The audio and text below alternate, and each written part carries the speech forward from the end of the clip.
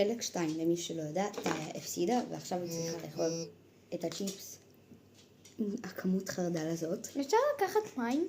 כן. רגע. הבאנו מים. יאללה.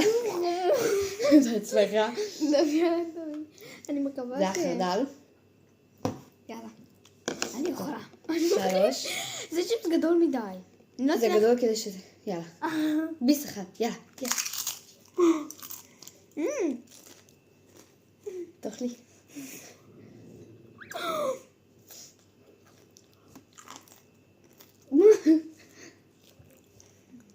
אין סיכוי שזה...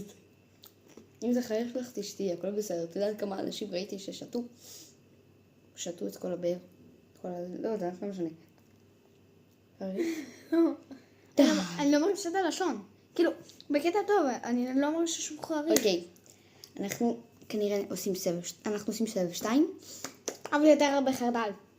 לא. נשים מיונז. לא יהיה חריף, אבל יהיה המוזר. וחרדל. מיונז וחרדל. חלק 2. עכשיו לקחנו צ'יפס חדש, ואנחנו נשים בו עליו.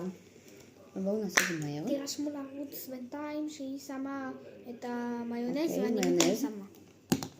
שלא תגידו שלא שמו. שימי. כמה את שמה? תפסיקי. זה יותר מדי.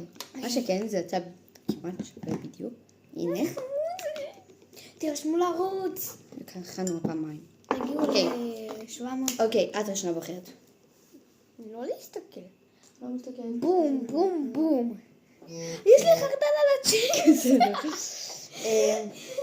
בום, בום, בום. יאללה. את תואמת ראשונה. לא, את. את. אני טעמתי פעם קודמת. בבקשה. אני טעם... את טעמת פעם קודמת? לא, את בבקשה. לא, אם אני טעמתי פעם קודמת, טוב, אז אני את. אקח את החרדל החמוד שלה. סייף. סייף. מהר, אבל מהר. בום! כנראה להספיק לנו לחלק אחר, אז תמשיכו. אוקיי.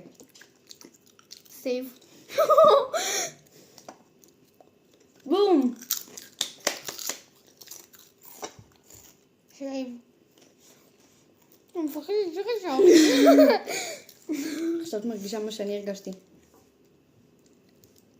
סייף. בום! ידעתי.